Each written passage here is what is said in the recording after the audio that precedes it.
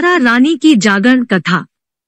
प्रथम अध्याय। पहले जन्म में तारा रुक्मन राजा इंद्र के दरबार में नृत्य करती थी। इनका मन माँ की भक्ति में ऐसा लगा हुआ था कि एक बार एकादशी के पवित्र दिन मृत्यु लोक में आने की इच्छा कर बैठी। जैसे ही मृत्यु लोक में चरण धरे, घुंघरू की झंकार भूल गई। इन्हें स्वर्ग से ज्यादा पृथ्वी पर आनंद का अनुभव होने लगा। जब उन्होंने देखा कि सांसारिक प्राणी व्रत के द्वारा अपने मन को शुद्ध कर लेते हैं, तो हम क्यों ना अपना भविष्य सुधारे। तभी बड़ी बहन ने एक स्त्री से एकादशी का महात्म्य समझा और उसी दिन का व्रत पूर्ण करने का विचार कर लिया और अपनी छोटी बहन से कहा, हमने अब तक संगीत नृत्य से स्वर्ग लोक को रिझाया है, आओ आज सृष्टि के पालनकर्ता भगवान विष्णु की उपासना करें। दोनों बहनें बिना भोजन पानी ग्रहण किए विष्णु भगवान से विनती करने लगी। दोपहर का समय हो गया।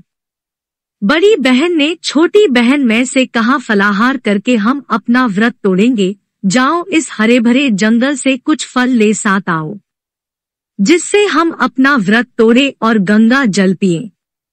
छोटी बहन जंगल की ओर प्रस्थान कर गई। मंद मंद वायु चल रही थी।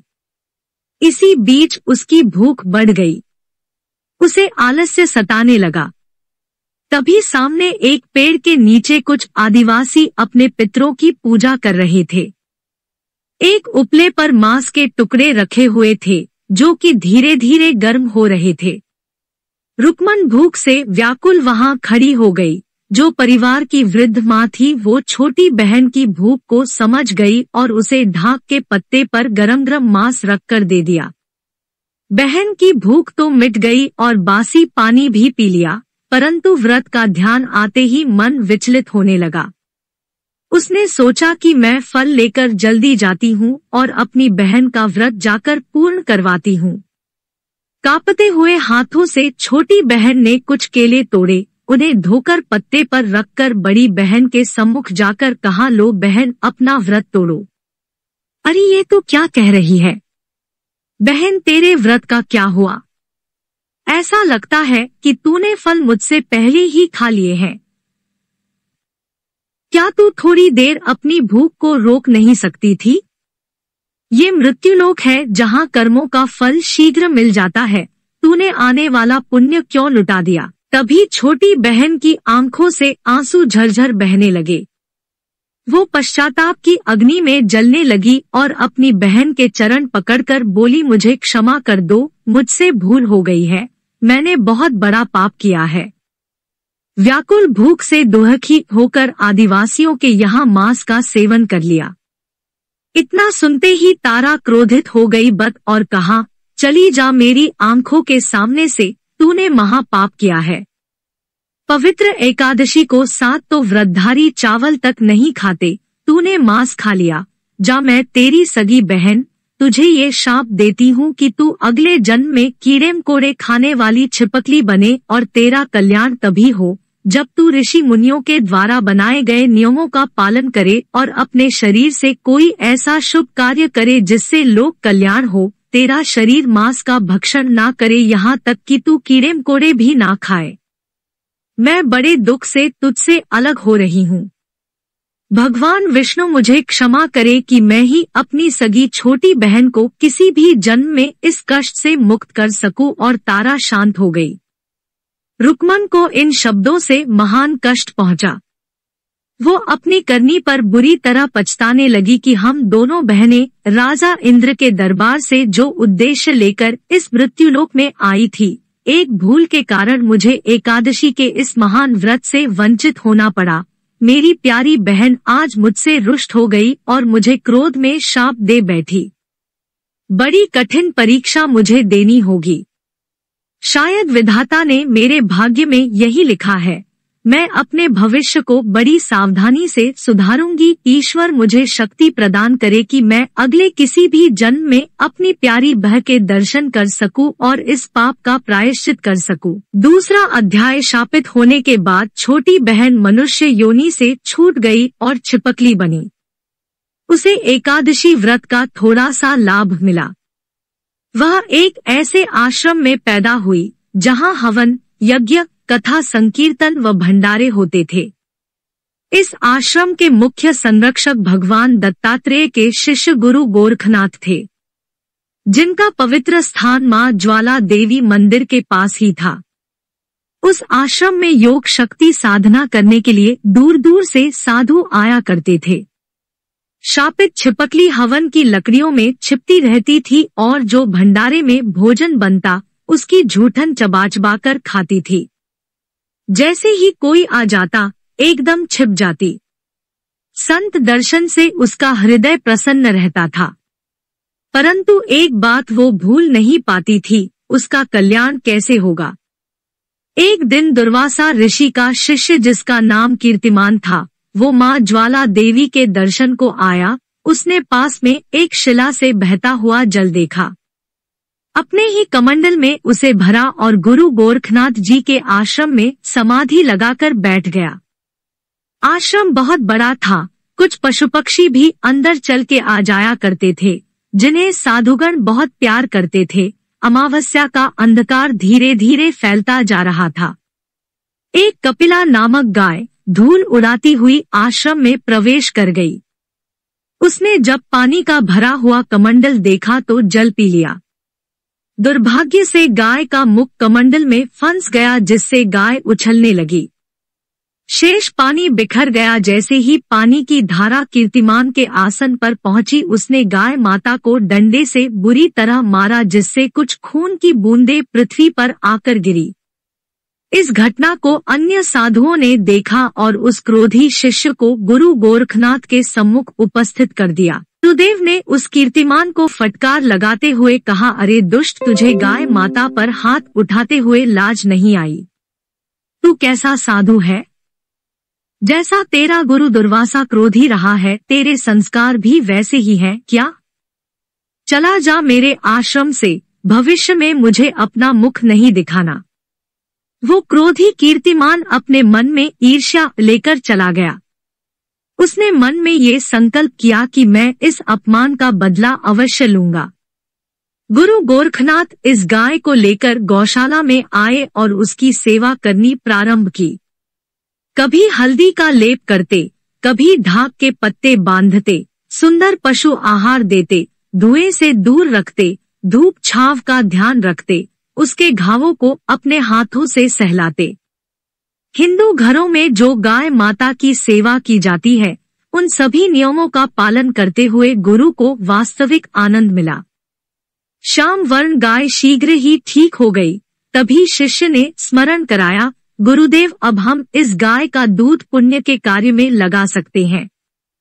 शरद पूर्णिमा आने वाली है, हम इसी गाय का दूध निकालेंगे और संत महात्माओं व आसपास रहने वाले भक्तों को चंद्रमा की शीतल किरणों में खीर बनाकर खिलाएंगे। इसी गाय के दूध की खीर बनेगी और खीर के साथ श्वास रोगियों को औषधि भी देंगे। जब इस गाय का मूत्र स्वास्थ्य लाभ देता है, क्यों ना हम इसके दूध का लाभ उठाएं। सौभाग्य से सारा वृत्तांत छिपकली ने सुन लिया। उसने मन में सोचा कि अपने जीवन का उद्धार करने का इससे बड़ा अवसर कभी नहीं मिलेगा। मैं ऐसा कार्य करूंगी जिससे मेरा वो शाप मिट जाए जो मेरी बहन ने पिछले जन्म में मुझे दिया था। उधर वो दुर्वासा ऋषि का शिष्य कीर्तिमान अपने अपमान की अग्नि में जल रहा है और गुरु गोरखनाथ से बदला लेने का षड्यंत्र रच रहा है। उसे यह बात बार बार तंग कर रही है कि गाय ने मेरी साधना विफल कर दी, मेरा आसन पानी से भिगो दिया, फिर भी गुरुजी ने मुझे ही दंडित किया। उसे उस दिन नींद भी नहीं आई और वो उस दिन की प्रतीक्षा करने लगा कि कब गोरख आश्रम में साधु और भक्त एकत्रित हों और मैं अपने अपमान का बदला सबके सम्मुख ले सकूं। वो सुबह शाम आश्रम की गतिविधियों को देखने लगा, परंतु किसी भी साधु के सन्मुख नहीं आता। मन में एक ही बात है, कब मैं सबको अपनी चाल से कष्ट पहुंचा सकूं। उधर गुरु गोरखनाथ गाय को हल्दी का लेप लगाते रहे, उसके घावों को सहलाते और इस घटना से दुखी होकर बार बार गाय के चरणों को छूकर क्षमा मांगते। तीसरा अध्याय गुरु गोरखनाथ को द्वापर युग की कथा का स्मरण हो आया कि कैसे कुछ साधु अहंकारवश पवित्र कार्यों में विघ्न डाल देते हैं।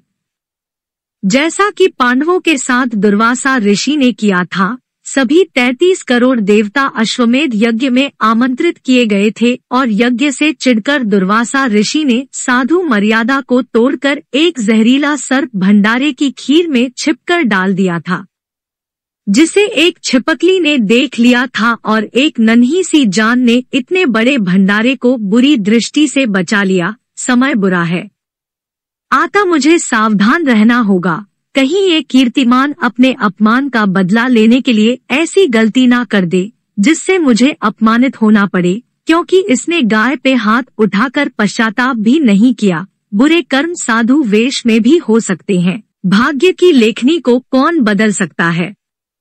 शरद पूर्णिमा के शुभ दिन गाय माता का दूध निकाला गया, जिसमें अन्य गायों का दूध भी मिलाकर एक बहुत बड़े बर्तन में डाल दिया गया। पत्थरों का सहारा लेकर लकड़ियां रखी गई, अग्नि प्रज्वलित की गई। खीर बनाने के लिए चावल व मीठा डाल दिया गया। सौभाग्य से शापित छिपकली उसी पेड़ की टहनी पर घूम रही थी जहां खीर धीरे धीरे पक रही थी। सामने दूसरे पेड़ के नीचे पीपल की छांव में यज्ञ हो रहा है। विधिवत हवन संपन्न करने के लिए वेदपाठी ब्राह्मण ऋषिमुनि योगी सन्यासी मंत्रोच्चारण कर रहे हैं। हवन का धुआं फैलता जा रहा है, जिसका लाभ उस दुर्वासा ऋषि के शिष्य कीर्तिमान ने उठा लिया, जो कि विघ्न डालने के लिए अपने मुख में जहरीले सांप को दबाए बैठा था। उसने गरुड़ पक्षी का रूप धारण किया हुआ था। काला रंग, काला सर्प, काला धुआं उसको लाभ पहुंचा गया।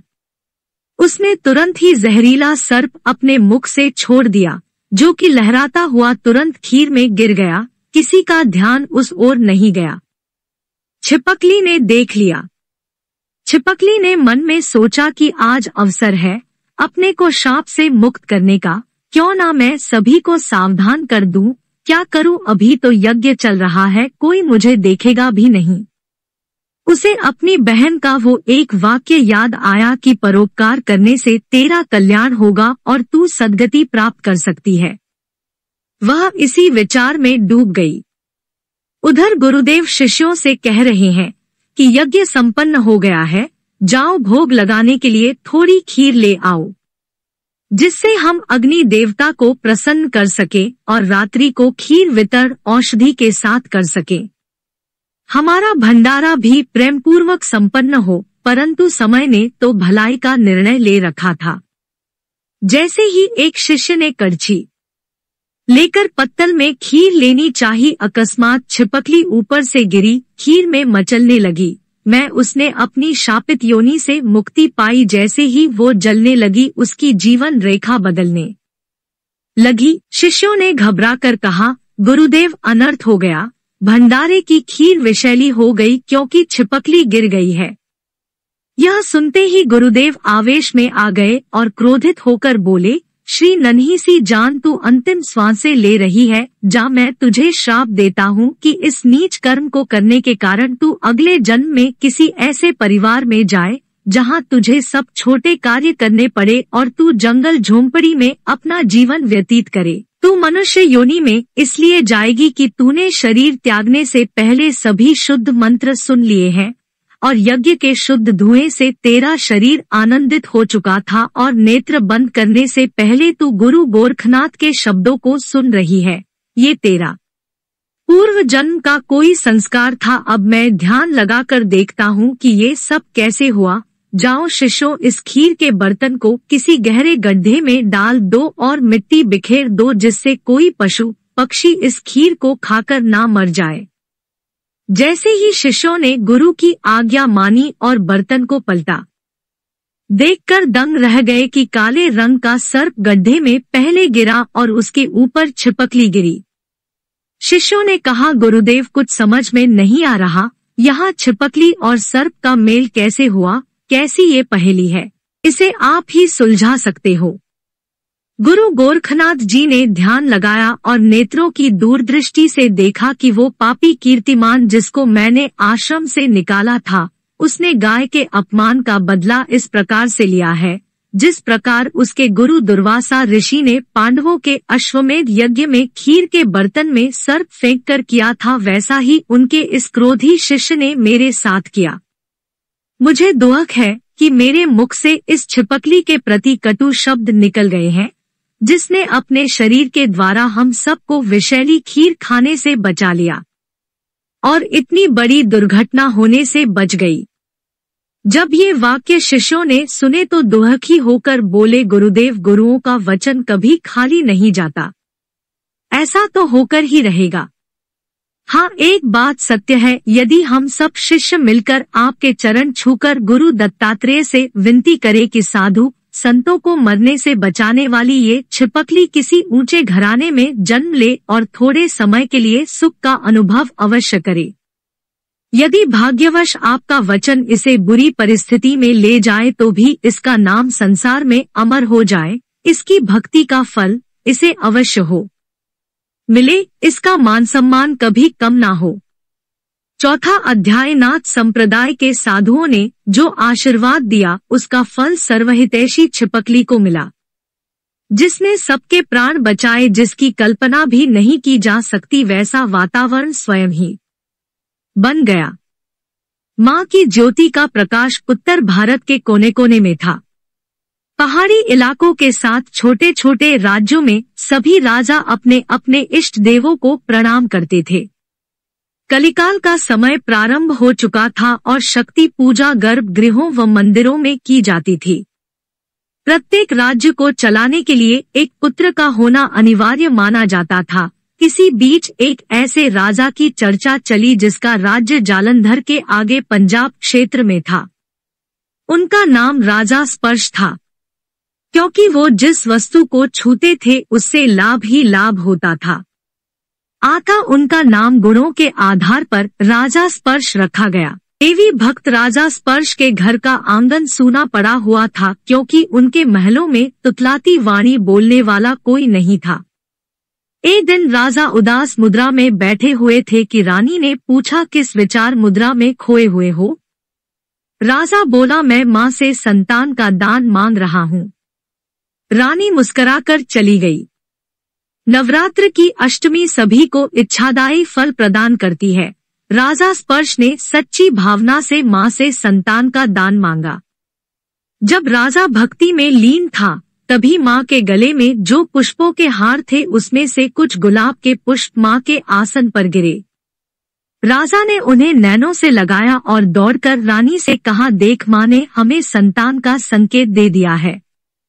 ये फलदायक पुष्प है, इन्हें चांदी के कलश में डालो और पूजनार्ती करने के बाद 40 दिन तक श्रद्धापूर्वक चरणामृत के रूप में ग्रहण करो। मुझे पूर्ण विश्वास है कि माँ के दरबार से हमें निराशा नहीं होगी। राजा स्पर्श की खुशी का ठिकाना ना रहा जब उसके महल में बधाई गीत गाए जाने लगे। रानी गर्भवती हुई और 9 महीने के बाद पूर्णमासी वाले दिन चंद्रकला समान एक राजकन्या ने जन्म लिया। राजा स्पर्श ने राजदासियों को हीरे मोती के थाल भर भर के लुटाए, गरीबों को भोजन खिलवाया, महल में मांगलिक उत्सव मनाए। इसी बीच राजा के मन में विचार आया कि मेरे राज्य में सुपुत्र हुआ ही नहीं, फिर भी मेरे महल में किलकारी तो गूंज रही है। ये वरदान मेरी माँ का दिया हुआ है, जिसे मैं भुला नहीं सकता। तभी अपने मंत्री को पास बुलाया और राज्य ज्योतिषी से तुरंत मिलने की इच्छा प्रकट की। राज्य ज्योतिषी ने समय नक्षत्र देखकर बताया कि हे राजन, तुम बहुत भाग्यशाली हो। ये कन्या तुम्हारा वंश आगे बढ़ाएगी, माँ दुर्गा का प्रचार करेगी, भूलों भटकों को राह दिखाएगी। इसके हृदय में छोटी जाति के प्रति अथाह प्रेम होगा। जितना भी समय यह आपके आंगन में बिताएगी ये भगवती माँ की पूजा करेगी। नवरात्र, अष्टमी, पूर्णमासी का व्रत करेगी। परंतु जब भी एकादशी आएगी इसका मन विचलित हो जाएगा, क्योंकि पिछले जन्म में इसने नियम भंग करने के कारण अपनी छोटी बहन को शाप दे रखा है। जब तक ये उस बहन से मिलेगी नहीं एकादशी को, ये थोड़ी निराश सी लगेगी। इसी बीच राजा टोक कर बोला, जो माँ की इच्छा, परंतु ये तो बताओ कि इसका नाम क्या रखें। सभी ने कहा, यथा नाम तथा गुण। इसका जन्म पूर्णमासी वाले शुभ दिन तारों भरी रात में हुआ है, अतः हम इसका नाम रखते हैं तारा रानी। नामकरण संस्कार विधि पूर्वक संपन्न हुआ। राजा ने तारा रानी कहकर रानी की गोद में सौंप दिया। महलों में दीप मलिका की गई। सबने कहा, पूर्णमासी वाले दिन जिस कन्या ने राजमहल को चंद्रमा की शीतल किरणों के साथ सुशोभित किया, वो तारा रानी धन्य है। राजा स्पर्श ने भृगु संहिता पुस्तक पर पुष्प चढ़ाए, नारा की जन्मपत्री माथे से लगाई, ब्राह्मणों को मुहमांगी दक्षिणा दी और शयन कक्ष में चला गया। 5वां अध्याय। ईश्वर की लीला को अब तक कोई समझ नहीं पाया।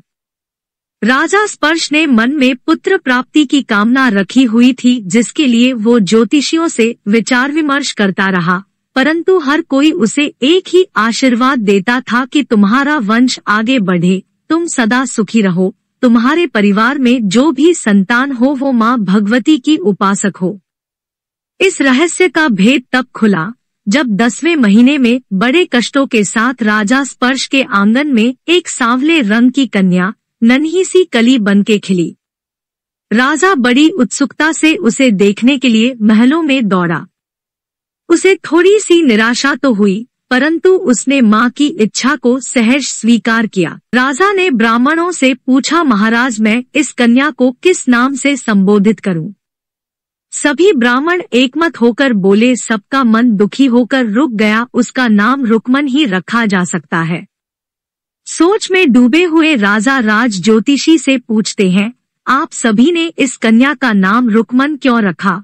कौन सी ऐसी घटना है जिसने इस नन्ही सी बालिका के जीवन में उथल पुथल कर रखी है कि शयन कक्ष में ये करवट बदल बदल किसी को ढूंढ रही है और भगवती माँ की मूर्ति को देखकर शांत हो जाती है। इसे माँ का दूध अच्छा नहीं लगता, गाय का दूध पी लेती है और जो भी इसे गोद में लेता है मचलम चलकर महल से बाहर होने के लिए कहती है। ब्राह्मणों, मैं रुक्मण के जन्म से उत्साहित नहीं हूँ। मेरा मन दान पुण्य करने को भी नहीं कर रहा है। मेरी शंका का निवारण करो। राज ज्योतिषी ने भृगु संहिता खोली, कुंडली बनाई और रुक्मण के पूर्व जन्म का वर्णन सुनाना आरंभ किया और पहले कहा, हे राजन, तुम निराश ना होना, क्योंकि माँ बाप जन्म के साथी होते हैं, कर्म के साथी नहीं होते। तुम्हारे साथ भी ऐसा ही हुआ है। पिछले जन्म की बात है कि रुक्मन ने अप्सरा रूप में पृथ्वी पर चरण रखे थे और अपनी बहन के साथ एकादशी का व्रत रखा, जो कि मांस खाने से भंग हो गया। इसकी सगी बहन ने क्रोध में आकर इसे छिपकली बनने का श्राप दे दिया। अगले जन्म में अपना कल्याण करने के लिए इसने गुरु गोरखनाथ के भंडारे में अपना शरीर गर्म खीर में डालकर साधु संत महात्माओं को जहरीली खीर खाने से बचा लिया, जिससे मृत्यु का तांडव रुक गया। क्रोध में गुरु ने श्राप दे दिया, जिसका पछतावा उन्हें बाद में हुआ, परंतु मृत्यु से बचने वाले शिष्यों ने इसे आशीर्वाद दिया कि तुम्हारा अगला जन्म किसी उच्च कोटि घराने में होगा, यही कारण है कि ये तुम्हारी बेटी बन आई है। इस बात को सुनकर राजा प्रसन्न हुआ। राज ज्योतिषी बीच में टोककर बोले, हे राजन, तुम्हारी ये प्रसन्नता थोड़े ही समय की है, होनी बलवान होती है। आता इस श्रापित कन्या को अपने महल के पास जो जल की धारा है उसमें बहा दो, जिसको भी ये मिल जाएगी उसी को इसके जन्म का अधिकार मिल जाएगा। ना सुनते ही राजा स्पर्श मूर्छित होकर गिर पड़ा। तभी ब्राह्मणों ने समय का लाभ उठाया और राज कर्मचारियों से एक लकड़ी का संदूक लाने को कहा। संदूक के आते ही पंडितों ने उसे सजाया, मखमल का बिछौना लगाकर हीरे मोती पुखराज पन्ने पैरों की ओर रख दिए और रानी को संदेश दिया कि राजा बेटी को गोद में खिलाना चाहता है। जैसे ही दासी कन्या को लेकर आई, ब्राह्मणों ने तकिया लगाकर उसे बंद कर दिया और चरण छूकर क्षमा मांगी। संदूक को बंद करके श्वास लेने के लिए छिद्र कर दिए, ऊपर चांदी मंड दी और पानी में बहा दिया। जब राजा स्पर्श की आँख खुली तो उसे अत्यंत दुख हुआ। राजा ने ब्राह्मणों पर क्रोध किया। ब्राह्मण बोले, हमने जो कुछ भी किया है राज्य के हित में किया है, क्योंकि इस कन्या पर ग्रहों की नीच दृष्टि पड़ी है, जिसके कारण आपको कष्ट झेलने पड़ सकते हैं। जब राजा ही दुखी होगा तो प्रजा कैसे सुखी रह सकती है। राजन, शोक मत करो और अपना ध्यान बड़ी सुपुत्री तारा की ओर दो, क्योंकि हम भविष्य जानते हैं। राजा रानी यह सुनकर महल में चले गए। छठा अध्याय। अंधेरी रात में पानी की लहरें धीरे धीरे अपने आंचल में एक संदूक को समेट रही है। संदूक कभी भंवर में डगमगाने लगता है, फिर बौछारें रुककर उसे संभाल लेती है, क्योंकि उसमें एक ऐसी कन्या जा रही है जिसकी जीवन कहानी सूर्योदय की पहली किरण के साथ बदल जाएगी। अकस्मात संदूक कांगड़े की सीमाओं के पास रुक गया, जहां पर एक ब्राह्मण एक हरिजन नदी के किनारे स्नान कर रहे थे। ब्राह्मण जब जल के लोटे से सूर्य देवता को नमस्कार कर रहा था तो उसके हाथ से लोटा एकदम नीचे गिर गया। उस समय सूर्य की किरणें धीरे धीरे प्रकाशमान हो रही थी। तभी उसे सामने से एक बहता हुआ संदूक दिखाई दिया। उसने उसे अपनी ओर लाने का प्रयास किया, परंतु संदूक पानी की लहरों में दूर चला गया। तभी पास में जो हरिजन लोहे के तसले में रेता छानकर सोना चांदी ढूंढता था, वो ब्राह्मण से बोला, महाराज क्या हुआ? ब्राह्मण बोला, किसी राजा का लूटा हुआ सामान इस संदूक में भरा हुआ है। अवश्य ही चोरों ने इस खजाने को राजमहल से पानी में बहाया है। उन चोरों के आने से पहले क्यों ना हम इसे ले ले और धनी बन जाएं। तन बोला, मैं तैरना जानता हूँ, हम आपस में आधा आधा हिस्सा बांट लेंगे। पहले हिस्से पर ब्राह्मण देवता आपका अधिकार होगा और ऊपर के हिस्से पर मेरा अधिकार होगा। हम दोनों जल देवता के सम्मुख वचनबद्ध हैं। और वह हरिजन छलांग लगाकर कूद गया। जब वो हरिजन संदूक किनारे पे लाया, एक बड़े पत्थर से उसका ताला खोला गया। अचानक अंदर से एक बालिका के रोने की आवाज आई। दोनों घबरा गए। तुरंत संदूक के ढक्कन को ऊंचा किया गया तो वो कन्या मुस्कुराने लगी। उस गरीब हरिजन ने कहा, हे ब्रह्मा देवता, देखा तुमने ऊपर वाले का न्याय। नीचे की ओर जो सामान पड़ा हुआ है वो तुम्हारे अधिकार का है, दूसरा हिस्सा मेरे जीवन सुधार का है। मेरे विवाह को कई वर्ष हो गए हैं। मैं संतान से अब तक विमुख हूँ। मेरी धर्मपत्नी महाकाली की उपासिका है और वह संतान का दान मांगती ही रहती है। आज माँ ने मेरी इच्छा पूर्ण कर दी। ब्राह्मण ने उस गरीब हरिजन को आशीर्वाद दिया कि इस कन्या ने एक ही स्थान से हमें लाभ दिया है। इसका जन्म संसार में भेदभाव मिटाने के लिए ही हुआ है। मेरा आशीर्वाद है कि यह अपने कार्य में सफल हो। उधर गरीब हरिजन की स्त्री देख रही है कि आज पतिदेव को देर कैसे हो गई। सूर्योदय हो चुका है, मैं कब तक प्रतीक्षा करूंगी? मेरा मन घर के कार्य में क्यों नहीं लग रहा है, क्या कारण है? और वो काली माँ के आगे हाथ जोड़कर विनती करने लगी कि हे माँ, मेरे आंगन में कोई ऐसा बालक भी नहीं जिसे मैं भेजकर पति को नदिया तट से बुलवा लूं।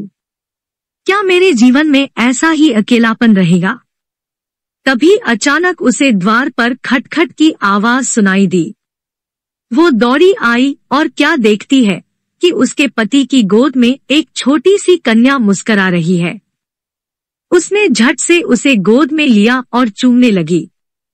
उसका पति बोला, अरे भाग्यवान, जल देवता ने हमें अपना आशीर्वाद दे दिया है। किसी को समंदर के जल से हीरे मोती और शंख सीप मिलते हैं, हमें तो हमारी छोटी सी नदिया ने ये मुस्कुराती हुई छोटी सी कली दी है जो जल में बहती हुई आई है। अब हम इसे पाल पोस कर बड़ा करेंगे, विवाह तक अपना धर्म निभाएंगे। सौभाग्य से जल के पास रुकने के कारण बिरादरी के लोगों ने उस छोटी सी कन्या को रुको कहना प्रारंभ कर दिया। वह जहाँ भी जाती सभी का प्यार मिलता। माँ भगवती के मंदिर में वो एकांत में बैठ जाती, माँ की मूर्ति को निहारती, मंदिर में सफाई करती और देवी माँ के नवरात्रों में अपनी माँ की उंगली पकड़कर माँ के दर्शनों को जाती। उसके अच्छे संस्कारों से परिवार सुखी हो गया। उसे छोटी सी अवस्था में ही ऊंच नीच का ज्ञान हो गया। रुक्को ने कांगड़ा और ज्वाला देवी के पहाड़ों पर अपने जीवन के मधुर क्षणों को व्यतीत किया। जहाँ जहाँ भी एकादशी पूर्णमासी की कथा सुनने जाती, सभी देवी देवताओं को वह नमन करती, परंतु उसका मन भगवती काली माँ के चरणों में ही लगा रहता। धीरे धीरे समय परिवर्तन हुआ, रुक्का भी विवाह योग्य हो गई। माँ बाप को विवाह की चिंता सताने लगी। एक दिन कांगड़े के एक बड़े परिवार से यह संदेश आया कि हमें रुक्को के गुणों के बारे में पता चला है। हमारा परिवार कांगड़े के महल की सेवा करता है, किसी भी प्रकार की कोई कमी नहीं है। हम देवी माँ के भक्त हैं और ऐसी कन्या ढूंढ रहे हैं जिसकी धर्म में आस्था हो। रुक्को के माता पिता ने इस संबंध को स्वीकार किया और विवाह का दिन निश्चित हो गया। वैवाहिक औपचारिकताएं पूरी की गई। दीपावली के बाद रुक्मन का विवाह कल्याण नामक हरिजन के साथ धूमधाम से संपन्न हो गया। सारे परिवार ने लाडली रुक्को को ज्वाला देवी के गांव से कांगड़े के लिए विदा कर दिया। रुक्मन की सास इतनी सुशील बहू को पाकर अति प्रसन्न हुई। उसके ससुर भी यह जानकर प्रसन्न हुए कि हमें एक अच्छा परिवार मिला है। पति पत्नी सुखपूर्वक रहने लगे। 7वां अध्याय। पंजाब के पास रहने वाले राजा स्पर्श थोड़ी चिंता में डूबने लगे, क्योंकि उनके आंगन में खिलने वाली कली आज बड़ी हो चुकी है। उसकी सुंदरता व भक्ति की प्रशंसा होती देख कांगड़े के राजा हरिश्चंद्र ने तारा के लिए विवाह का प्रस्ताव भेजा, जिसे सुनकर राजा रानी आनंदित हो गए। रानी राजा से एकांत में बोली, महाराज, बेटियां तो पराया धन होती है। अब समय आ गया है कि हम अपना धर्म निभाएं। मैं यह भी जानती हूँ कि हमें ये कन्या माता के आशीर्वाद द्वारा ही प्राप्त हुई है। अच्छे संस्कार इसे दूसरे घर में इतना प्यार देंगे कि हम विदाई का दोहक भूल जाएंगे। जब यह इधर उधर खेलती व इठलाती है तो हमारा मन इसकी सखियों के साथ यह कहने को विवश हो जाता है कि बेटी अब बड़ी हो गई है, छोटे छोटे पहाड़ों पर खेलना व छिपना छोड़ो। दूसरी ओर जब हमारी लाडली देवी माँ के मंदिर में गौरी पूजन को जाती है तो हमें लगता है कि इसे ऐसा पति मिलेगा जो माँ कांगड़ा देवी का उपासक होगा। देखो भाग्य ने क्या मेल मिलाया है, जरा पंडित जी को वरवधू की जन्मपत्री तो दिखाएं। राज ज्योतिषी कुंडली देखकर बोला, विधाता के लेखों को कोई नहीं मिटा सकता। इसका विवाह आने वाली शरद पूर्णिमा को कर देना चाहिए, क्योंकि पूर्णमासी इसके जीवन में सदा उजाला ही भरेगी। इसका नाम तारों जैसा चमकेगा और भविष्य में ये बेटी अपना नाम व कुल को रोशन करेगी। राजा रानी प्रसन्न होकर महल में लौट आए। कई बार जीवन के मधुर क्षण, पुरानी बातें स्मरण कर आंखों में आंसू ले आते हैं। रानी पूछती है, राजा उदास क्यों है? क्या बेटी की विदाई से दुखी हो रहे हो? राजा कहता है, रानी, विदाई में कितना अंतर होता है। एक वो भी विदाई थी जो मैं अपने हाथों से नहीं कर सका। पंडितों ने मेरी प्यारी रुक्मन को अपने आप विदा कर दिया। मुझे वो दर्द आज तक सता रहा है। पता नहीं वो मेरी लाडली किस अवस्था में होगी। ये सुनते ही रानी की आंखों में भी आंसू आ गए और ब्राह्मणों का वो वाक्य याद आ गया कि माँ बाप जन्म के साथी होते हैं, कर्म के नहीं। राजन, छोटी बिरादरी में विवाह छोटी अवस्था में हो जाता है और कुंडली के अनुसार वो अब तक अवश्य विवाह बंधन में बंध गई होगी। आप चिंता न करें। दोपहर के समय राजा रानी पंडित जी के पास गए और कांगड़े के राजा के पास संदेश भेज दिया कि हम अपनी लाडली तारा रानी का विवाह शरद पूर्णिमा को करने के लिए उत्सुक हैं। आप बारात लेकर आएं। आखिर वो दिन आ ही गया जब तारा रानी के हाथ पीले कर दिए गए। राजा रानी ने सब कुछ न्यौछावर कर दिया और सजी हुई डोली कांगड़े के महल में पहुंच गई। 8वां अध्याय। जीवन का सुख लेते हुए माँ की कृपा से तारा की गोदी में एक बालक खेलने लगा, जिसे लेकर राजा रानी मंदिर में जाते और प्रसन्न रहते थे। बालक सुंदर महलों के आंगन में खेलता और उच्च शिक्षा ग्रहण करता। राजा हरिश्चंद्र के महल में नवरात्र पूजन होता था। शुक्ल पक्ष की अष्टमी को देवी जागरण की मधुर झंकार गूंजती थी और जब पूर्णमासी आती थी माँ का मंदिर सजाया जाता था, खीर बांटी जाती थी। प्रत्येक त्योहार आनंद उत्सव के रूप में संपन्न होता था। छोटे से बालक के मन में भक्ति की ज्योत जगी और वो एक दिन तारा से पूछता है कि माँ, अष्टमी की रात को भक्त ऊंचे ऊंचे माता के जयकारे लगाते हैं और माँ की प्रशंसा में गीत गाते हैं। माँ, मुझे बहुत अच्छा लगता है। डमरू की झंकार सुनकर मैं गदगद हो जाता हूँ। तभी तारा बेटे के सिर पर हाथ फेरते हुए बोली, हम सबकी पालन पोषण करने वाली माँ जगदम्बा ही है, जो हम सबके कष्टों का निवारण करती है। यही माँ सारे संसार का पालन करती है।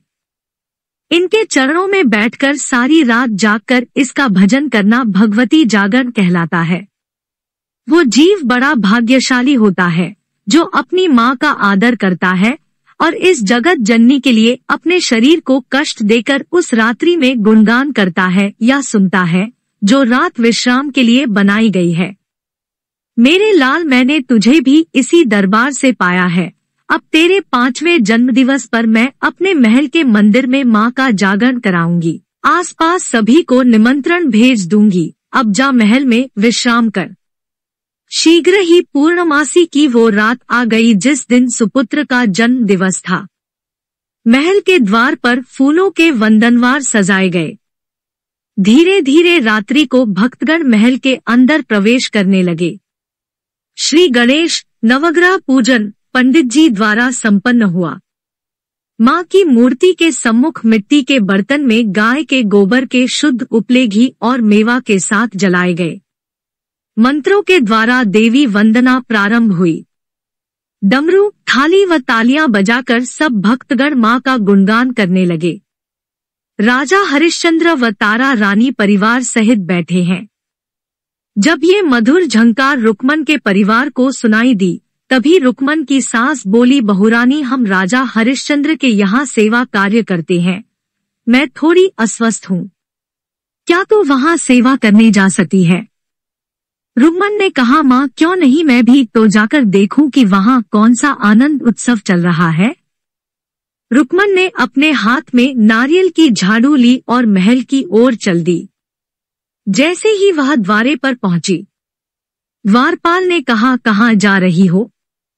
रुक्मन बोली, हम यहाँ के कर्मचारी हैं। मेरी सास ने मुझे सेवा कार्य के लिए भेजा है, परंतु द्वार पर खड़ा वो कर्मचारी नहीं माना। जागरण की मधुर झंकार ने रुक्मन की इच्छा शक्ति बढ़ा दी और वो अंदर जाने का उपाय सोचने लगी। उसने झाड़ू से इतनी धूल मिट्टी उड़ाई कि वो कर्मचारी आंखें मसलने लगा। रुक्मन ने झाड़ू छोड़ी, श्रद्धापूर्वक हाथ धोए और कोने में बैठकर माँ से विनती करने लगी, माँ, तेरे सुंदर स्वरूप के दर्शन मैंने पहली बार किए हैं, क्या मैं आगे नहीं जा सकती? तेरे दरबार में ऐसा भेदभाव क्यों? अपने में क्या देखती है कि पटरानी तारा आकर उससे पूछती है कि तुम कौन हो, कहाँ रहती हो, यहाँ कैसे आना हुआ? रुक्मन कहती है कि रानी जी, मेरा परिवार आपके यहाँ सफाई कार्य करता है, मुझे मेरी सास ने भेजा है। मैं अपना कार्य तो भूल गई और ये मन माँ के चरणों में जुड़ गया। क्या मैं भी ऐसा जागरण नहीं करा सकती? तारा बोली, क्यों नहीं, तू माँ से कुछ मांग के तो देख। रुक्मन बोली, रानी, मेरे विवाह को 4 वर्ष हो गए हैं, मेरी गोद अब तक सूनी है, क्या मुझे माँ के चरणों से आशीर्वाद मिल सकता है? तभी तारा माँ की ज्योत के पास गई और फल फूल बताशे लेकर आई। उन्हें रुक्मन की झोली में डालकर बोली, इस प्रसाद से तेरे घर में संतान का योग बनेगा। रुक्मन ने कहा, बहन, मैं अपने घर यह सोचकर जा रही हूँ कि जब भी मेरे संतान होगी मैं भी माँ का जागरण अपने घर में कराऊंगी और आपको अवश्य बुलाऊंगी। तारा ने मुस्कुराते हुए रुक्मन को विदा कर दिया कि कोई उसे देख ना ले। रानी जी, मुझे जागरण के महत्व को समझा दीजिए। तारा रानी बोली, मैं तुझे समझाती हूँ। भगवती जागरण कराने के लिए अपने मन में पहले धारणा करनी पड़ती है, तभी माँ कृपा करती है। तुझे जो मैंने फल दिए हैं उन्हें प्रातः स्नान करने के बाद खा लेना और बताशे परिवार में बांट देना। फिर अमावस्या पूर्णमासी नवरात्रों में अपनी सुविधा अनुसार जागरण करा लेना। मैं तुम्हें ये भी बताना चाहती हूँ कि जागरण नाम जागृति लाने का है। जब शरीर को कष्ट देकर सारी रात माँ की आराधना की जाती है तो माँ उस पुकार को अवश्य सुनती है, रात्रि शांत होती है। इसमें भजन करने का अधिक महत्व है। हमारे ऋषिमुनि योगी रात को जागकर महाकाली का भजन करते थे, तब माँ आकर उनकी रक्षा करती थी। इस संसार में योगी रोगी भोगी ये सभी जागते हैं, परंतु गृहस्थी जब माँ की ज्योत के सन्मुख जागता है तो माँ अवश्य सुनती है। ज्योत भी 3 प्रकार की होती है। जो ज्योति मदिरा से तांत्रिक जगाते हैं वो महाकाली की है। जो ज्योति तेल से जगाई जाती है वो महासरस्वती की है। जो ज्योति जागरण में गृहस्थी जगाते हैं वो माँ लक्ष्मी की है, जिन्हें हम सत रज तम तीनों स्वरूपों में पूजते हैं।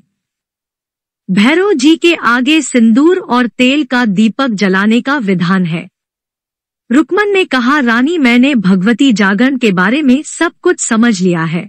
9वां अध्याय। रुक्मन का परिवार चिंता में डूबा हुआ है कि हमने महल की मर्यादा को समझा है। रात्रि को कोई भी वहां रुक नहीं सकता था। रुक्मन रात्रि को कहाँ रह गई? मन में कई प्रकार की शंकाएं उत्पन्न होने लगी। जैसे ही सूर्योदय हुआ देखते क्या है कि रुक्मन के मस्तक पर रोली की बिंदी लगी हुई है। उन्होंने दोनों हाथों से अपनी झोली को पकड़ा हुआ है और मुख से जय माता की बोलती हुई आ रही है। पति ने क्रोधित होकर पूछा कि तुम रात भर कहाँ रही हो? तुम्हें तो थोड़ी देर के लिए महल में सफाई कार्य के लिए भेजा था। हमारी शंका का निवारण करो। रुक्मन धीरज देते हुए बोली, महल में माँ दुर्गा का जागरण हो रहा था और मैं आनंदित होकर सुनने के लिए बैठ गई। मुझे पता नहीं चला कब रात बीत गई। मेरी झोली में जो माता का प्रसाद है वो मुझे महारानी तारा देवी ने अपने हाथों से दिया है, क्योंकि मैंने माँ के सच्चे दरबार से संतान का दान मांगा है। फल तो मैं स्वयं ग्रहण करूंगी और गुलाब के पुष्प एक कलश में रखूंगी जिसका जल 40 दिन तक सेवन करूंगी। मुझे रानी ने विश्वास दिलाया है कि माँ मेरी करुण पुकार अवश्य सुनेगी और शीघ्र ही मुझे संतान प्राप्त होगी। ये जो बताशे हैं ये आप सब मिलकर प्रसाद के रूप में ग्रहण कर लो। यह बात सुनकर सारा परिवार प्रसन्न हो गया। रुक्मन की सास उसे आशीर्वाद देकर बोली, बेटी आज तक कोई भी छोटी जाति का व्यक्ति माँ के मंदिर तक नहीं पहुँच पाया। लगता है तेरा और रानी का कोई पूर्व जन्म का संबंध है जो ऐसा हो गया। मैं तो आज तक महल की सीढ़ियां तक भी नहीं चढ़ पाई। धन्य है मेरी सावल माई। बेटी तू सदा सुहागन रहे। रुक्मन नियम के अनुसार सब कुछ करने लगी जैसा उसे तारा रानी ने बताया था। 2 माहों के बाद रुक्मन संतान पाने के योग्य हुई और 9 महीने के बाद एक फूलसा बालक उसकी गोद में खेलने लगा। घर में खुशियों का ठिकाना नहीं रहा, परंतु रुक्मन भगवती जागरण कराने में विलंब करती रही। बेटे का नामकरण संस्कार भी हो गया, मुंडन भी गया, परंतु जागरण नहीं हो पाया। बालक शिक्षा भी ग्रहण करने लगा। रुक्मन देवी माँ के मंदिर जाती, माँ की मूर्ति को निहारती और यही कहती, माँ तेरी कृपा से मुझे बेटे का सुख मिल गया। धूमधाम से किया। देवी देवता किसी बात के भूखे नहीं होते, लेकिन सच्चे मन से मांगी हुई बात यदि वो पूर्ण कर देते हैं तो थोड़ा सा कष्ट देकर उसे भूल का स्मरण भी करा देते हैं। रुक्मन के साथ ऐसा ही हुआ। उसके जीवन की एकादशी वाली पुरानी भूल उसके सामने आ गई, जिसके कारण उसे अपनी सगी बहन से अलग होना पड़ा। माँ तो दोनों ही बहनों का मेल कराना चाहती थी। रुक्मन इस लीला को नहीं समझी। जैसे ही घर आई देखती क्या है, उसके बेटे को हल्का ज्वर चढ़ा हुआ है। बेटा मचल रहा है, उसके मुख पर छोटे छोटे दाने निकल रहे हैं। काली माँ की उपासक रुक्मन के घर में माँ शीतला बेटे के स्वरूप में परछाई दिखा रही है।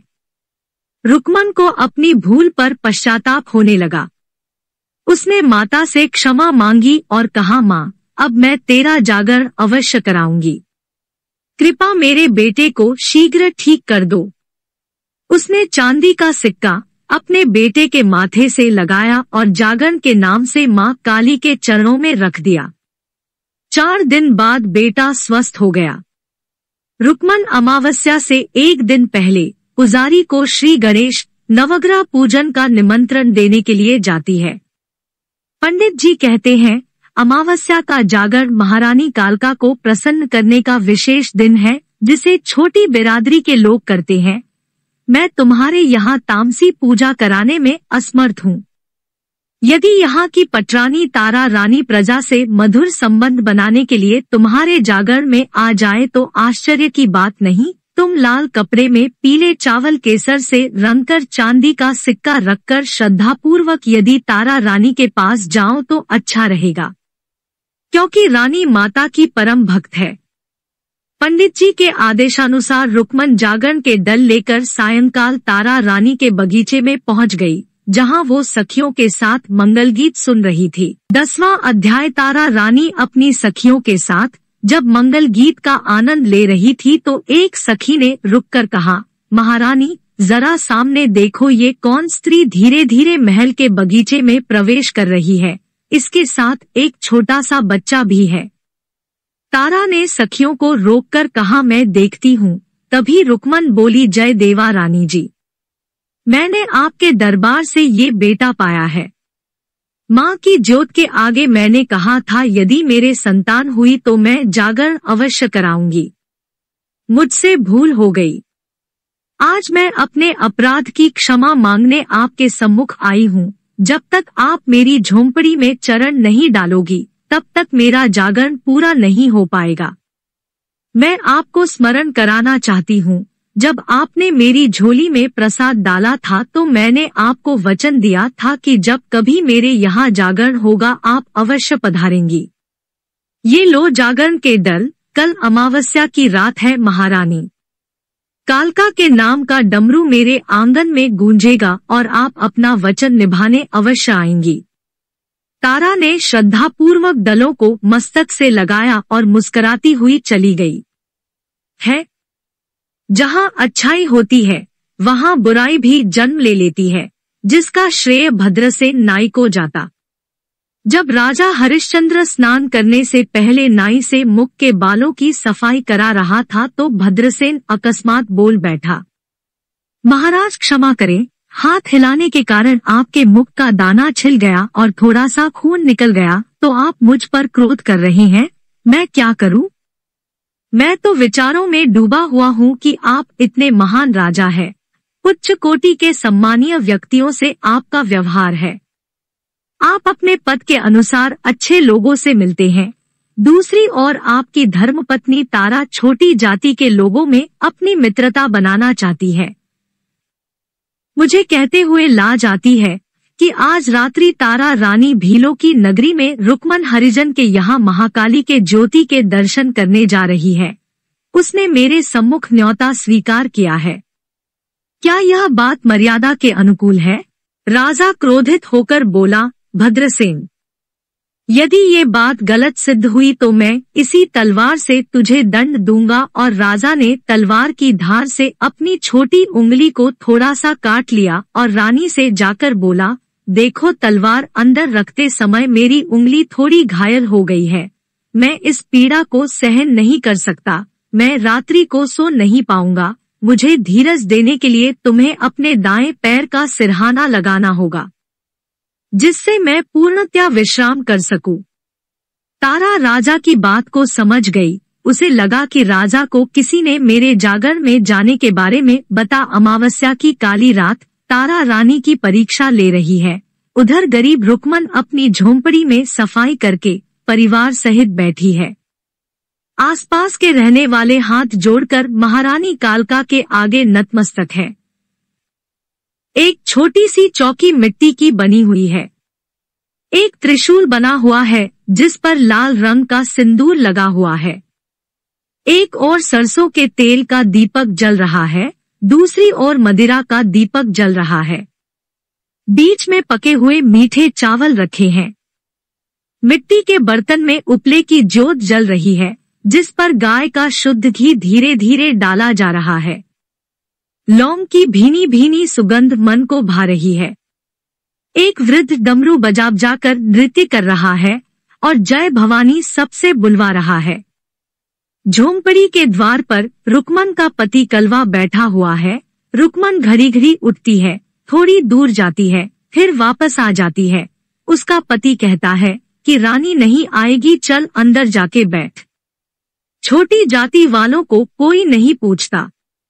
11वां अध्याय। धीरे धीरे सायंकाल का समय ढल रहा है और वो समय समीप आ रहा है जिसमें तारा ने अपनी धर्म परीक्षा देनी है। महल के चारों ओर द्वारपाल आज विशेष रूप से नियुक्त किए गए हैं, जो कि एक दूसरे के कान में कह रहे हैं कि समझ में नहीं आ रहा। आज राजा हरिश्चंद्र ने कौन सी गुप्त बात हमसे छिपाई है जो हम इतने सतर्क किए गए हैं। महामंत्री ने ये भी कहा है, यदि तारा रानी महल से बाहर जाए तुरंत उसे सूचित करो। बिजली कड़क रही है, शाम घटा है, नन्ही नन्ही बूंदियां बरस रही है। महल के मुख्य द्वार पर दीपक की विशेष रोशनी की गई है, जिससे बाहर जाने वाले की परछाई भी दिखाई दे। उधर राजा हरिश्चंद्र तारा से कहते हैं, मुझे दर्द सहन नहीं हो रहा, मेरे सर पे हाथ रखकर मुझे सुला दो। तारा ने माँ से विनती की है, जगदम्बा मुझे शक्ति दो कि मैं शीघ्र ही जागरण के दल ज्योति पर चढ़ाकर वापस आ जाऊं। तभी क्या देखती है कि राजा हरिश्चंद्र गहरी निद्रा में पहुंच गए हैं।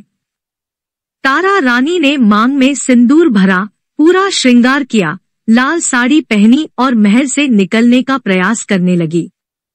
मातेश्वरी ने इस कठिन परीक्षा में उसका साथ दिया।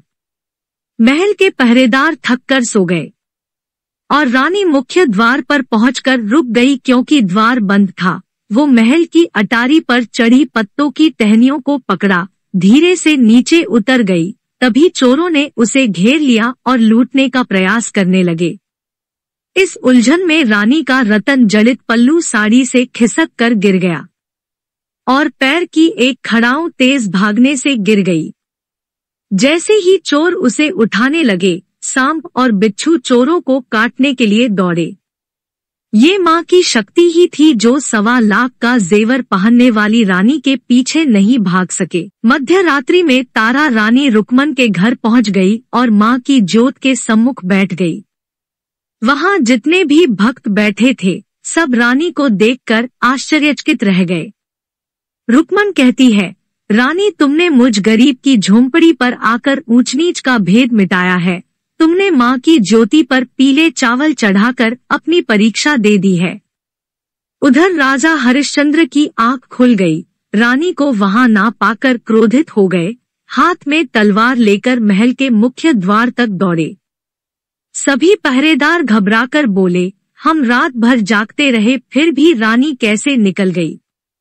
जब राजा महल के बाहर रानी को ढूंढ रहा था तो चोर सारी बात समझ गए और राजा से बोले, आप क्या रानी को ढूंढ रहे हो? वो तो अंधेरी रात में महल के पीछे दूर झोंपड़ी की ओर गई है। ये उसके पैरों की खड़ाऊ, बिखरे हुए मोती, फटा हुआ पल्लू उसी का है। राजन हल्की सी पानी की बौछारों में उसके पैरों के चिन्ह जहां तक दिखाई दे वहां तक जाइए, आपको अवश्य मिलेगी। राजा अकेला ही रुकमन की झोंपड़ी के पीछे गया और तलवार से झोंपड़ी में छिद्र करके सब कुछ देख रहा है कि रानी क्या कर रही है। रानी तारा रानी रुकमन से कलश का पूजन करा रही है। कहती है, इस कलश में जो चांदी का सिक्का है वो इस बात का प्रतीक है कि तेरे घर में कभी धन की कमी ना रहे और चावल इसलिए डाले गए हैं कि तुम्हारा परिवार कभी भूख से व्याकुल ना हो। उठो, पितरों को दान करो। यह कलश पंडित जी को देना होता है। ऐसा क्यों हुआ, एक प्रसंग सुनाती हूँ। दानवीर कर्ण सदा सोना ही सोना दान करता था। एक बार विष्णु भगवान ने उसे अपने पास बुलाया, उसे बैठने के लिए सोने का आसन दिया, सोने का ही भोजन पानी दिया। वो व्याकुल हो गया और बोला, प्रभु क्या सोने के भोजन से मेरी भूख मिट सकती है? भगवान ने कहा, कर्ण जरा आंखें मीचो और अपने पितरों के शब्दों को सुनो। जब कर्ण ने पितरों का ध्यान किया तो उसे यही सुनाई दिया, हमारी आत्माएं भटक रही है। हमारे निमित्त कभी भी अन्न दान नहीं हुआ, गौ माता की सेवा नहीं की गई, कभी प्यासों के लिए जलाशय नहीं बनाया गया, नदी तट पर कभी दान पुण्य नहीं हुआ। हमारी मुक्ति तभी होगी जब तुम हमारे लिए कुछ करोगे। इतना सुनते ही कर्ण बोला, मैं अब अपनी भूल का सुधार करूंगा। भगवान ने कहा, तेरे द्वारा किए गए शुभ कार्य जिन दिनों में किए जाएंगे वो दिन पितरों की तृप्ति के कहलाए जाएंगे। कर्ण ने 15 दिन तक दान पुण्य के कार्य किए जिन्हें हम श्राद्ध, कनागत, पितृपक्ष के नाम से मानते हैं और दिवंगत आत्माओं को नमन करते हैं। रुक्मन का पति 1 मास का थाल सजा कर लाया। मदिरा का छींटा देकर महाकाली के सम्मुख भोग के लिए रख दिया। इसी बीच तारा कहती है, रुक्मन मुझे घर जल्दी जाना है, यदि राजा हरिश्चंद्र जाग गया तो पारिवारिक क्लेश हो जाएगा। रुक्मन बोली, रानी तुमने मेरे घर आकर ऊंच नीच का भेद मिटाया है, ये उपकार मैं कभी नहीं भूलूंगी। हम आदिवासी अपने पितरों के समझाए हुए मार्ग पर चलते हैं। वो अपनी झोली में महाप्रसाद लेकर तारा को देती है। तारा रानी मांस का प्रसाद लेकर जैसे ही बाहर आई, थोड़ी ही दूर पर एकांत में उसे राजा हरिश्चंद्र दिखाई दिए। क्रोध में बोले, तूने आज छोटी बिरादरी में आकर राजमहल के सम्मान को ठेस पहुंचाई है। क्या मैं तेरी झोली देख सकता हूँ? तारा ने रुककर कहा, मेरी झोली छे में महारानी कालका का प्रसाद है जो मैं आपको घर पहुंचने पर ही दिखाऊंगी। कृपया थोड़ा धीरज धरो। राजा तलवार खींचकर बोला, मैं तो प्रसाद अभी ही देखूंगा। तारा घबरा गई और मन ही मन माँ कालका से बोली, माँ मेरी रक्षा करो। राजा हरिश्चंद्र जब झोली में झांकते हैं तो देखकर दंग रह गए कि जिस महाप्रसाद में उसने जीव का मांस देखा था वहाँ छुआरे बादाम, किशमिश, मखाने और सूखा बोला पड़ा हुआ है।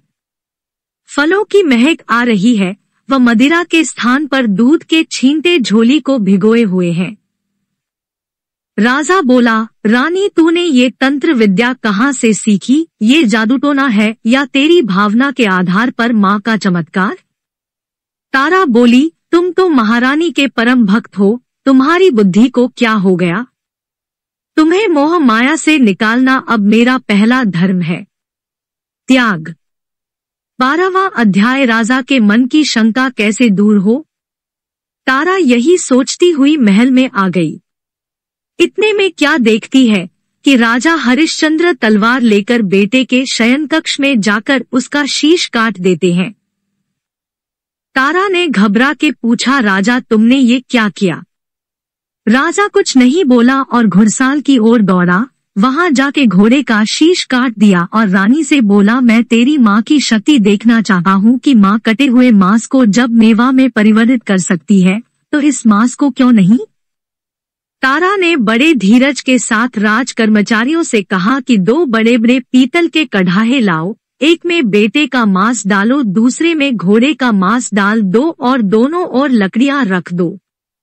तारा ने मंत्र बोलकर सूखी लकड़ियों में अग्नि प्रज्वलित कर दी। जब मांस के बर्तन पूर्ण रूप से गर्म हो गए, धुआं निकलना बंद हो गया तो तारा ने 2 बड़े बड़े थाल मंगाए और बेटे के मांस वाले बर्तन में कड़छी घुमाई तो मांस के साथ बेटे की छोटी उंगली में हीरे की अंगूठी दिखाई दी। इसे देखते ही राजा फूट फूट कर रोने लगा। उसे अपने सुंदर बेटे का जन्मदिवस ध्यान आ गया। तारा ने कहा, नाथ रोते क्यों हो? ये सब मेरी माँ की लीला है, तुम्हारी आंखों पे मोह का पर्दा पड़ा हुआ है। संसार तो मिथ्या है, किसके लिए रो रहे हो? राजा हरिश्चंद्र हाथ जोड़कर माँ से क्षमा मांगता है और कहता है, रानी तूने मेरी आंखें खोल दी है। मैं तो क्रोध में तुझ पर भी तलवार चलाने जा रहा था। यदि ऐसा हो जाता तो मेरा राज्य ही समाप्त हो जाता। अब तू ही मुझे रास्ता दिखा। तभी राजा हरिश्चंद्र को एक कन्या की वाणी सुनाई देती है। राजा समझ गया ये मेरी माँ ही है। माँ बोली, राजा हरिश्चंद्र तुमने मुझसे क्षमा मांगकर पश्चाताप कर लिया है। अपने बेटे को पुकारो, अपने घोड़े को भी बुलाओ। जब राजा ने दुखी मन से बेटे को पुकारा तो बेटा राजा रानी के सम्मुख आकर खड़ा हो गया और बोला, पिताजी, नीला घोड़ा भी घुड़साल में जीवित है, उसे भी जाकर देखो। राजा बोला, पुत्र, तेरे शीश के बाल कैसे गीले हो रहे हैं? बेटे ने मुस्कुराते हुए कहा, जब आप मेरे लिए रो रहे थे तो आपके आंसू मेरे सिर पर धीरे धीरे गिर रहे थे। मैं माँ की गोदी में बैठा हुआ था, माँ को तुम पर दया आ गई और मुझे कहा, जा मेरे बच्चे अपने सुखी परिवार में। मैं तो जगत जननी हूँ, सबको देखती हूँ। यह सब कुछ सुनकर राजा पछताने लगा कि मैंने कितना बड़ा अपराध किया है। राजा परिवार को लेकर महल के दुर्गा मंदिर में खड़ा हो गया और माँ की मूर्ति के आगे हाथ जोड़कर बोला, माँ, जब मेरा पुत्र जीवित है, घोड़ा भी घुड़साल में है, तो वो गर्म मांस किसका है? मैं उसका क्या करूं? माँ भगवती की ज्योति से एक वाणी सुनाई देती है कि हे राजन, तू दुख में सारी रात जागता रहा है, जिसका फल मैं तुझे अवश्य ढूंढूंगी, जाकर उन बर्तनों में देख। राजा के आनंद का ठिकाना नहीं रहा जब उसने देखा कि जिस बर्तन में बेटे का मांस था वहां पर पीले रंग का हलवा बन चुका है। जब उसने दूसरे कढ़ाहे में झांका तो नीले घोड़े के स्थान पर हल्के नीले रंग के चने रखे हुए हैं। तभी माँ ने वाणी गुंजाते हुए राजा से कहा, इस प्रसाद को मेरी ज्योति के सामने 5 हिस्सों में रख दो, क्योंकि प्रसाद को कभी त्यागना नहीं चाहिए। हे राजा, पहला भोग मेरा है, दूसरा भोग तेरा है, तीसरा रानी का, चौथा भोग तेरे बेटे का और 5वां उस नीले घोड़े का है। हे राजन, ये 5 भोग मैं स्वीकार करूंगी। इसके बाद 7 कन्याओं का पूजन और 1 लौकड़े की पूजा विधिवत करना। कन्या पूजन इसलिए आवश्यक है कि कन्या 2 घरों को उज्जवल करती है, अन्नपूर्णा बनकर भोजन प्रदान करती है। एक घर से दूसरे घर में जाकर माँ बनकर संसार को सुख प्रदान करती है। सुनो, कन्या पूजन इस प्रकार करो, पहले कन्या के चरण धुलाओ, आसन पर बिठाओ, मस्तक पर रोली की बिंदी लगाओ, दाएं हाथ में कलावा बांधो, शीश पे चुनरिया उठाओ, दक्षिणा अर्पण करो, आशीर्वाद लो, हलवे चने का प्रसाद दो, फिर आरती के बाद ये प्रसाद सब में बांट दो। राजा ने सब कुछ वैसा ही किया। माँ ने राजा को समझाया कि तारा और रुक्मन एक ही माता पिता की संतान है। दुर्भाग्य से 2 जन्म पूर्व रुक्मन ने तारा का एकादशी व्रत खंडित कर दिया था। इसे छिपकली बनना पड़ा। जब संतों का आशीर्वाद मिला तो मनुष्य योनि प्राप्त हुई। तुम्हारे महल में जागरण हुआ, इसने मुझसे संतान का वरदान मांगा और अपनी सगी बहन तारा को बुलाने का संकल्प लिया। ये सब समय का चक्र मैंने ही चलाया था और आज मैं इन दोनों का मिलन अपनी पवित्र ज्योति के सम्मुख कर रही हूँ और संसार को यही संदेश दे रही हूँ कि माँ के दरबार में कोई भी ऊंचा व नीचा नहीं होता। इसके दरबार में किसी भी प्रकार का भेदभाव नहीं रखना चाहिए। माँ ने तारा रुक्मन को गले मिलवाया और कहा, तुम दोनों बहनों ने जो कार्य किया है उससे मैं अति प्रसन्न हूँ। मैं तुम्हें आशीर्वाद देती हूँ कि तुम्हारा यश भक्त लोग कथा के रूप में गाएंगे। जहाँ कहीं भी भगवती जागरण होगा, जब तक तुम्हारे जीवन की कथा नहीं सुनाई जाएगी वो जागरण संपूर्ण नहीं माना जाएगा।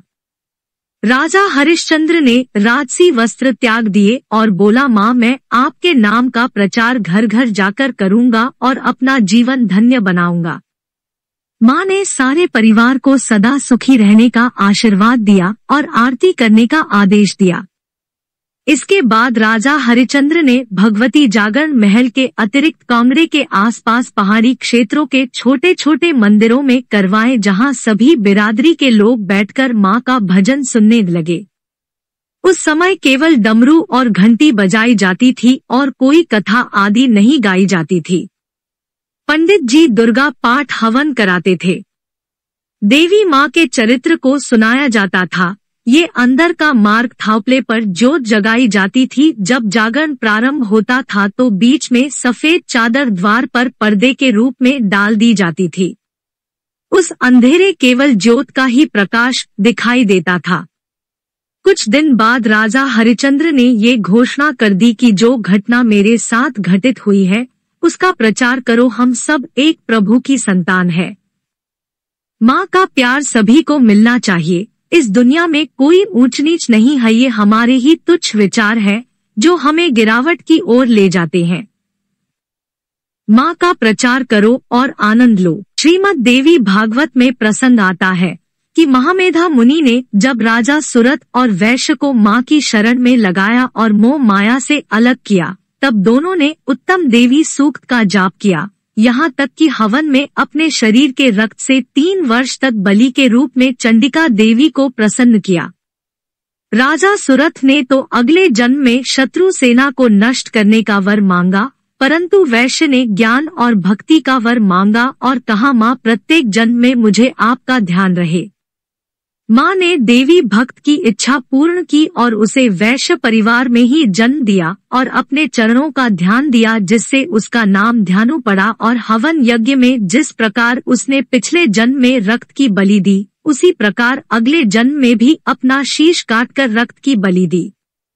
ध्यानु ने अपनी भेंटों में नादौन शब्द का प्रयोग करके अपने रहने का परिचय दिया है। वैसे भक्त श्री ध्यानु का जन्म आश्विन शुक्ल नवमी को संवत 1588 में आगरे के निकट टपरा गांव में हुआ था। वो ब्रिज के लोगों को पीले कपड़े पहनाकर पारिवारिक जात दिलाने के लिए भक्तों को बज्रेश्वरी देवी कांगड़ा ले जाया करता था। इनके बचपन का नाम धानु था, जो बाद में ध्यानु के नाम से प्रचारित हुआ। इनका पहनावा भी धोती कुर्ता था, जो कि उत्तर प्रदेश की पहचान है। ऐसा सुनने में आया है कि ध्यानु जब भी ज्वाला देवी मंदिर दर्शनों के लिए जाते थे तो उनके साथ घोड़े और कीर्तन करने वाले भक्त होते थे, और वो राजस्थान से होते हुए भरतपुर, मथुरा, होडल से दिल्ली में प्रवेश करते थे। फिर भी दिल्ली की यात्रा पर हमें ध्यान देना होगा, क्योंकि यहीं पर पहाड़ों के टीले थे। उन्हीं टीलों के बीच में एक दिन अकबर बादशाह ने ध्यानु को टोका और कहा कि आगे की यात्रा मैं तुम्हें तभी करने दूंगा जब आप ज्वाला माँ का कोई चमत्कार दिखाओगे। अकबर ने अपने प्यारे घोड़े का शीश काटा और उसे जोड़ने को कहा। ध्यानु ने सारी रात जागकर माँ का भजन किया, जिसके प्रभाव से घोड़ा जीवित हो गया। ध्यानु ने प्रसन्न होकर वही लाल रंग का झंडा फहरा दिया, जिसे हम झंडेवालान कहते हैं। यहीं पर मुगलों द्वारा तोड़ी गई मंदिर की मूर्ति मिली, जिसकी पूजा झंडेवालान मंदिर में गुफा में होती है। अकबर ने ध्यानु को जाने दिया। फिर ध्यानु कुरुक्षेत्र, सरहिंद, सतलुज नदी पार करके कांगड़े में प्रवेश करते थे और माँ ज्वाला के दर्शन प्रतिदिन करते थे। हमीरपुर तहसील में जो नादौन गांव है, वहाँ गोसाइयों के मोहल्ले में ध्यानु ने अपना ब्रह्मचर्य जीवन व्यतीत किया और वो प्रत्येक नारी को जगदम्बा का स्वरूप मानते थे। उनकी भक्ति का प्रभाव इतना था कि कोकिला छीपन ने उनसे संतान का दान मांगा, तो माँ की शक्ति से ध्यानु ने उसे पुत्रवती होने का आशीर्वाद दिया, जिससे उसके 2 बेटे हुए, जिनका नाम तारा और सूरा था, जिन्होंने भक्त श्री ध्यानु की भक्ति, चमत्कार व रचनाओं का प्रचार किया। ध्यानु ने कांगड़ा और ज्वाला जी में कई बार शीश काटकर अर्पण किया, परंतु माँ ने उसकी भक्ति से प्रसन्न होकर उसके कटे हुए शीश को जोड़कर अपने भक्त की भक्ति स्वीकार की। एक बार नवरात्रों में ध्यानु भक्त अपने को रोक नहीं पाया और कांगड़े के मंदिर में अष्टमी को अपना शीश काटकर माँ के चरणों में रख देता है। माँ ने कहा, आज के शुभ दिन मैं सभी को भक्ति का फल देती हूँ। तू मेरे रंग में रंग चुका है, अब यही लाल रंग सम्मान का चिन्ह। एक बार माँ भगवती ने अपने 3 भक्तों की परीक्षा लेने के लिए पनिहारन का भेष बनाया और चौसर खेलने के लिए ध्यानु को संदेश भेजा। ध्यानु ने कहा, माँ मैं अपनी इष्ट देवी के सम्मुख भक्ति कर सकता हूँ, परंतु साधारण खेल कभी नहीं खेल सकता। मैं आपकी समानता क्यों करूं? परंतु राजा रूपेश्वर और राजा त्रिलोकचंद कांगड़े के महल में माँ से चौसर खेलने की अभिलाषा कर बैठे। माँ ने एक बनिए की पुकार सुनकर चौपड़ का खेल बीच में ही छोड़ा और दोनों के होगा। मैं तेरे सिर पर लाल पगड़ी बांध रही हूँ, जो भी मेरे पंथ पर चलेगा उसे मेहनत कहा जाएगा। मैंने तुझे ये बाना तब दिया है जब तूने खांडे की धार से अपना शीश काटा है। आता मेरे पंथ पर चलने वालों से कहा जाएगा, ये है पंथ खांडे की धार, और जो भी नियम कर्म से चलेगा और उसे मंडली चलाने का पूर्ण अधिकार होगा। यही कारण है कि कांगड़े के मंदिर में कटे हुए शीश के दर्शन है, जिस पर सिंदूर लगाया जाता है। मान को नष्ट कर दिया। अंत में वे दोनों पत्थर में परिणत हो गए। ध्यानु भक्त अपने जीवन के अंतिम दिनों में ज्वाला जी के पास, जो नादौन शहर है, जो कि जिला हमीरपुर हिमाचल में है, वहां आकर गोसाइयों के मोहल्ले में रहने लगा। प्रतिदिन पैदल चलकर ज्वाला जी के मंदिर जाता था और साय तक वापस आकर छैने बजाकर वहीं पर बैठकर भजन करता था।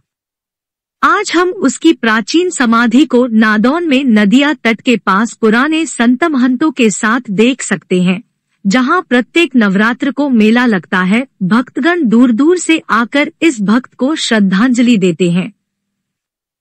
ध्यानु भक्त की पक्की भेंटें लगभग 1.25 लाख है, जिनका प्रचार सारे भारतवर्ष में हुआ। ध्यानु की भेंटें सभी संत महंत भगवती जागरण में पक्के भजन के रूप में गाते हैं। यदि आप ऐसे ही कहानियों को पसंद करते हैं तो कृपया आप मेरे YouTube चैनल कहानियां विद सीमा को सब्सक्राइब, लाइक एंड अपने दोस्तों के साथ शेयर करें। धन्यवाद।